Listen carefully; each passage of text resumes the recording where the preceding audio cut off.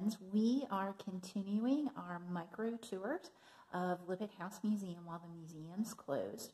And so today we're going to have a little peek inside the hall at Lippitt House. This is really a place, a space that was made to impress all the guests and visitors that the Lippitt family entertained in the 19th century. Every surface that you see is decorated, from the elaborate parquet floors to the hand-painted and hand-grained walls and ceilings through the house, to the elaborately carved and decorated furniture. It was all meant to be a sight for the eyes, a delight for the eyes, where your eyes wouldn't know where to land because you just go from one joy, one lovely piece to the other.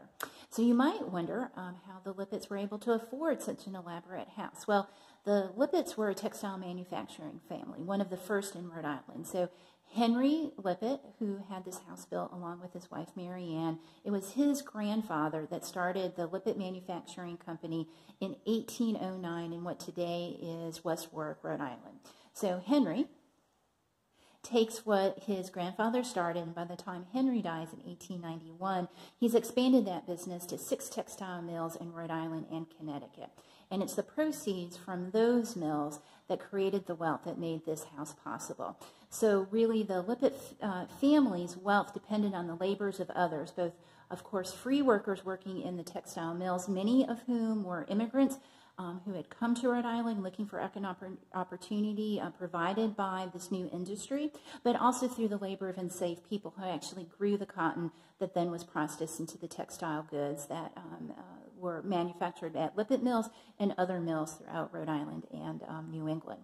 So one of the things in the house that I like that really kind of illustrates that point is one of the pieces of furniture. It's the hall stand. And we know from Henry's accounts that he spent $600 on this custom-made piece when he was furnishing the house in 1865. It's very elaborately carved, there's a lot of details, and there's a large piece of mirrored glass.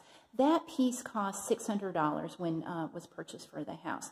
That would be the equivalent of about 2.5 times the annual wages for one of the operators in Henry's mill. So that really kind of illustrates the great economic disparity between the mill owners and the laborers actually working in the mills.